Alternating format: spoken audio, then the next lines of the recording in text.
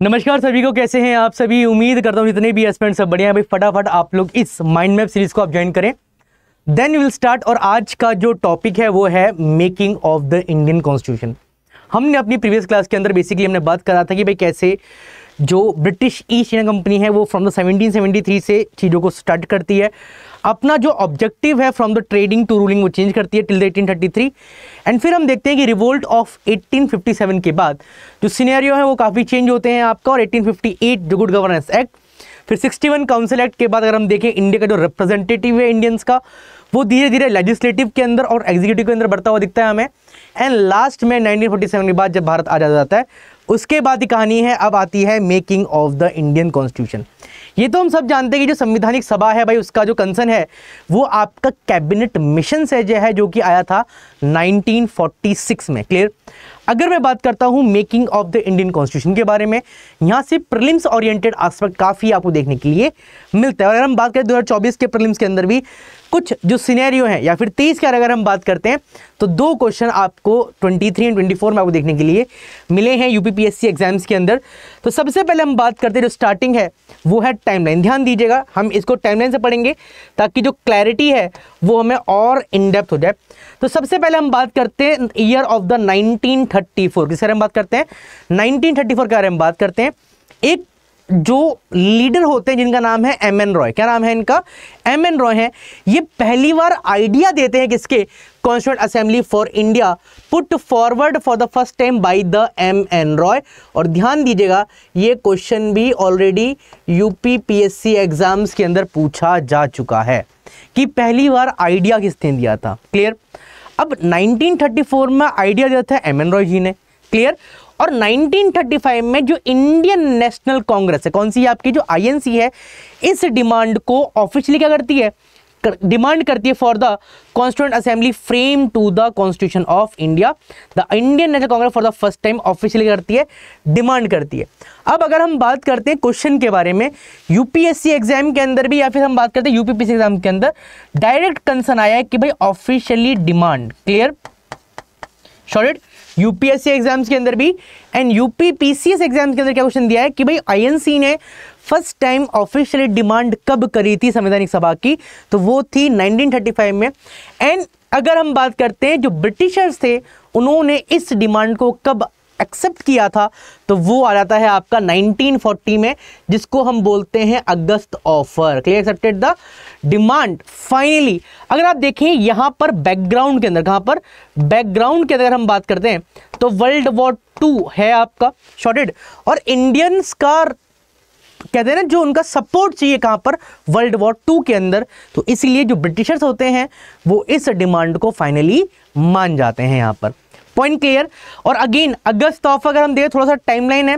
अगस्त offer आता है 1940 के अंदर, फिर आता है क्रिप्स मिशन इन 1942, देन आता है आपका quit India movement in 1942, then आता है कैबिनेट मिशन। ध्यान दीजिएगा, कैबिनेट मिशन आता है 1946 के अंदर और क्रिप्स मिशन आता है आपका 1942 के अंदर। कभी कभार टाइमलाइन से अगर चीजें आती हैं हिस्टोरिकल पॉइंट ऑफ व्यू से तो वहां पर कंफ्यूज आपको नहीं होना है। चलिए नेक्स्ट हम बात करते हैं द कॉन्स्टिट्यूएंट। अब बात करते हैं कंपोजिशन के बारे में आपका। The constituent assembly was constituted in the November 1946 under the scheme formulated by the cabinet mission plan. और अगर आप देखें जो यूपीपीसीएस 2024 प्रीलिम्स का पेपर होता पर क्या क्वेश्चन क्या आया था कि arrival of the cabinet mission in India. Clear, उसको टाइमलाइन के अंदर आपको क्या करना था? उसको फिगर आउट करना था। ये ध्यान दीजिएगा। नेक्स्ट हम बात करते हैं जो ये संवैधानिक सभा है, the total strength of the constituent assembly clear is 389। और अगर हम इस 389 को अगर हम ब्रेक डाउन करते हैं तो ध्यान दीजिएगा 296 जो सीट्स हैं वो थी कहां से? ब्रिटिश इंडिया से। एंड जो 93 सीट्स हैं वो कहां से थी? प्रिंसली सीट से। अब इन दोनों में अंतर क्या है वो समझते हैं। ब्रिटिश इंडिया, इंडिया की वो टेरिटरी है जहां ब्रिटिशर्स डायरेक्ट गवर्न कर रहे थे आपका। जैसे हम बात करते हैं बंगाल हो गया, मद्रास हो गया, बॉम्बे हो गया आपका। क्लियर। एंड जब भी हम बात करते हैं प्रिंसली स्टेट के बारे में, प्रिंसली स्टेट वो एरिया या वो टेरिटरी जो गवर्न कर रहे हैं कौन? कोई प्रिंस या राजा, shorted but under the supervision of the Britishers. Clear, उसको हम बोलते हैं यहां पर प्रिंसली स्टेट। तो 389 की टोटली ये स्ट्रेंथ होती है और ये पॉपुलेशन के हिसाब से यहां पर सीटों को आवंटन किया था, ध्यान दीजिएगा। 296 सीट आती हैं ब्रिटिश इंडिया से एंड 93 सीट्स आती है कहां से, प्रिंसली स्टेट थे। And each provinces and the princely state on the group of state in case of small state were to be allotted seat in the proportion to their respective population. ये ध्यान दीजिएगा, ये question भी आया है UPSC exam के अंदर भी और यूपीपीसी एग्जाम्स के अंदर भी, और ये क्वेश्चन भी आया है आपका यूपीपीसी एग्जाम के अंदर 2018। क्लियर, यस और नो। मतलब अगर आप देखें कि क्वेश्चन का जो फॉर्मेशन है ना आपका, वो ईच एंड एवरी स्टेटमेंट से क्वेश्चन फ्रेम हो सकता है। जैसे आप देख पा रहे हैं कैबिनेट मिशन के ऊपर पीसीएस 24 अभी जो 22 दिसंबर को एग्जाम हुआ है, उसी में पूछा गया था अराइवल कब हुआ था। तो इस तरीके से अगर आप चीज़ों को टाइमलाइन पॉइंट ऑफ व्यू से पढ़ते हैं तो आपको बहुत हेल्प होगी। सेम अगर मैं थोड़ा बात करते हैं, ये जो कंसर्न है आपका, ये हिस्टोरिकल पॉइंट ऑफ व्यू से भी है, हिस्ट्री पॉइंट ऑफ व्यू से भी है।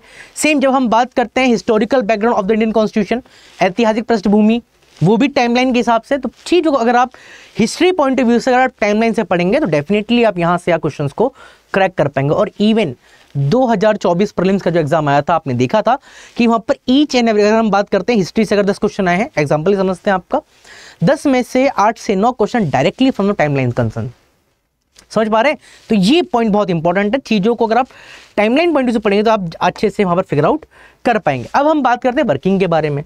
Clear, the constituent assembly held is first meeting. Clear, first जो मीटिंग होती है वो कब होती है, ध्यान दीजिएगा, वो होती है आपकी 9 दिसंबर। क्लियर, 1946। ये ध्यान दीजिएगा, डेट का बहुत बड़ा खेल है यहाँ पर अगेन।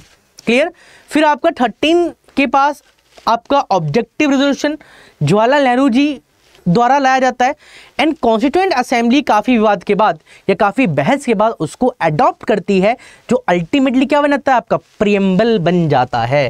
क्लियर, अगर हम बात करते हैं किसके बारे में, जो है आपका ऑब्जेक्टिव रिजोल्यूशन जो है आपका कौन लेके आता है, propose by the Nehru ji. Clear, and adopted by the, ध्यान दीजिएगा, adopted by the constituent assembly. ये क्वेश्चन पूछा गया है और जो क्या बनाता है आपका, जो अल्टीमेटली क्या बनाता है आपका प्रियम्बल बन जाता है, प्रस्तावना बन जाता है। ये ध्यान दीजिएगा। पॉइंट क्लियर, यस और नो, कोई डाउट? नेक्स्ट यहां पर हम बात करते हैं, द मीटिंग वॉज दस attended by the only 211 member. और डॉक्टर जो सचिदानंद सिन्हा जी हैं, क्लियर, जो क्या होते हैं आपके सबसे ओल्डेस्ट मेंबर होते हैं यहां पर, इनको यहां पर temporary president of the assembly के तौर पे इनको क्या किया जाता है, इनको इलेक्ट किया जाता है। ध्यान दीजिएगा, प्रेरिस प्रिंसिपल की अगर हम नीति को देखें तो जो भी मेंबर्स होते हैं उसके जो सबसे जो एल्डेस्ट मेंबर होते हैं, ये सबसे जो ओल्डेस्ट मेंबर हैं, उनको क्या करते हैं, उनको यहां पर इलेक्ट करा जाता है आपका temporary president point of view से। और अगर आप देखें ये क्वेश्चन भी already UP PCS point of view से क्वेश्चन पूछा गया है आपका। क्लियर, और सेम अगर मैं बात करता हूं, ये यूपीएससी एग्जाम्स के अंदर भी पूछा गया सवाल है। क्लियर, यस और नो। नेक्स्ट हम बात करते हैं, और क्या मुस्लिम लीग ने इसको माना था, तो मुस्लिम लीग बॉयकॉट द मीटिंग, ये इंपॉर्टेंट है आपका, ये यूपीएससी ने पूछा है आपका और यूपी पीसीएस एग्जाम के अंदर भी पूछा गया सवाल है। पॉइंट क्लियर, यस और नो, शॉर्टेड ये पॉइंट। चलिए नेक्स्ट स्लाइड पर हम मूव करते हैं। अगेन अब ध्यान दीजिएगा, जब हमारा संविधान के बारे में बात करें, यहां पर दिया है objective resolution, clear, moved in the first session of the assembly, कब था, 13 दिसंबर 1946। ये ध्यान दीजिए, bye the Nehru and adopted by the assembly. Clear, shorted कब, 22 जनवरी 1947। तो ये डेट इंपॉर्टेंट याद दीजिएगा। क्लियर, यूपीएससी ने पूछा है। और BN राव सर को appoint, not elected, not nominated, क्या करते हैं, इनको अपॉइंट किया गया है संवैधानिक सलाहकार के तौर पे। अगेन वेरी वेरी इंपॉर्टेंट, ये भी एग्जाम में आया है आपका, शॉर्टेड, ये ध्यान दीजिएगा। फिर हम बात करते हैं 26 नवंबर 1949। इस दिन को हम बात करते हैं थर्ड एंड फाइनल रीडिंग, क्या बोलते हैं इसको हम, third and final reading of the constitution. Clear. और इस दिन क्या करते हैं भाई, संविधान को अडॉप्ट करते हैं, declare as passed, very very important, clear. And जब 26 नवंबर 1949 जब हम बात करते हैं तो constitution finally passed by the assembly with 395 articles and 8 schedule. कितने, 395 क्या होंगे यहाँ पर अनुच्छेद थे उस मोमेंट पे, और 8 क्या थे, 8 अनुसूची थी आपकी, शेड्यूल्स हैं यहाँ पर, क्लियर। एक और फिर से यहाँ पर हम टाइमलाइन देख लेते हैं। आपका हिस्टोरिकल कॉन्टेक्स्ट जो है आपका 1858 ब्रिटिश क्राउन, बताया था मैंने कि जो टर्म हम बात करते हैं ब्रिटिश राज जो है आपका, कौन सा ब्रिटिश राज का बात है आपका, वो 1858 से जब क्राउन रूल स्टार्ट हो जाता है आपका। कॉन्स्टिट्यूएंट असेंबली फॉर्म 1946, और डॉक्टर राजेंद्र प्रसाद क्या होते हैं आपके, इलेक्ट होते हैं as an president of the assembly, जो अल्टीमेटली क्या बनते हैं आपके first president of India. SC Mukherjee, V D Krishnamachari, again ध्यान दीजिएगा यहाँ पर, क्लियर। अगर हम बात करते हैं ये बनते हैं आपके वाइस, या फिर हम बात करें vice president of the assembly, जो अल्टीमेटली बनते हैं आपके vice president of India. At the initial time India के 2 वाइस प्रेसिडेंट थे, ये भी ध्यान दीजिएगा। जब भी हम बात करते हैं ड्राफ्टिंग कमेटी के बारे में, ये क्वेश्चन भी एग्जाम में आया हुआ है, ध्यान दीजिएगा, मैं यहाँ पर लिख देता हूँ, यूपीएससी एग्जाम के अंदर भी आया हुआ है और यूपी पीसीएस एग्जाम के अंदर भी आया हुआ है, क्लियर। जब भी हम बात करते हैं ड्राफ्टिंग कमेटी के बारे में, the committee with doctor B R Ambedkar chairman and draft submit in the 1948, और डिबेट और डिसीजन हम बात करते हैं over 2000 amendment propose, discuss held on 11 and 14 days, clear. Adaptation के बारे में हम बात करते हैं तो कब अडॉप्ट हुआ है आपका, 26 नवंबर 1949 में कॉन्स्टिट्यूशन अडॉप्ट होता है, और 26 जनवरी 1950 में क्या होता है आपका, ये कमिटमेंट ऑफ द कॉन्स्टिट्यूशन, जिस दिन से हमारा संविधान फोर्सफुली लागू होता है, ध्यान दीजिएगा। तो ये भी कुछ इंपॉर्टेंट पॉइंट्स हैं आपका, तो ये कंसर्न है। और अगर आप कर रहे हैं भाई यूपी पीसीएस 2025 की तैयारी, और आप अभी भी डिलेमा के अंदर है सर हम कहां से तैयारी करें, तो आप जुड़ सकते हैं निश्चय बैच 2.0।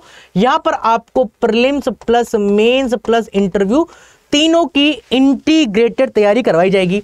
अब प्रीलिम्स के लिए जो भी एस्पेक्ट्स हैं, लाइव क्लासेस हैं आपके, अनलिमिटेड आप रिकॉर्डेड वीडियोस को आप देख सकते हैं जब तक आपका एक्सेस करता है 2 साल तक, क्लियर।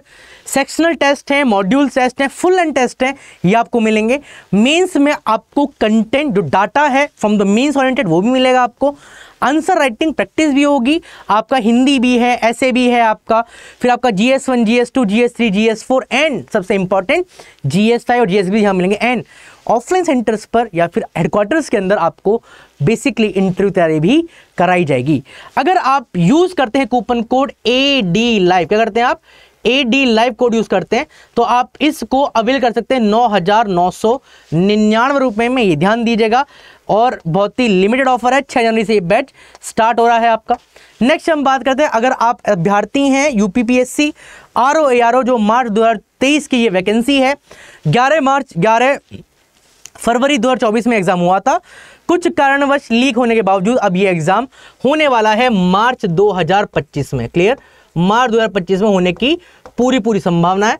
अगर आप क्रैश को ज्वाइन करना चाहते हैं प्रहार, तो यहां पर आपको प्रीलिम्स प्लस मेंस की तैयारी आप कर सकते हैं। Use the coupon code AD Live, clear, AD Live, और आप इसको 3499 रुपीज में आप अवेल कर सकते हैं। और अगर आप अभ्यर्थी हैं जिनका यूपीपीसीएस प्रीलिम्स 2024 अच्छा गया है और आपका स्कोर डिसेंट बन रहा है वहां पर, तो आप मेंस आंसर राइटिंग के लिए मेंस प्रोग्राम उन्नति में आप ज्वाइन कर सकते हैं। Use the coupon code AD Live and you can avail around the 5000 for this course, clear. और 4 जनवरी आज से स्टार्ट हो रहा है। और इनकेस अगर आप चैनल पर नए आए हैं, चैनल को सब्सक्राइब करें, बेल आइकन जरूर दबाइए।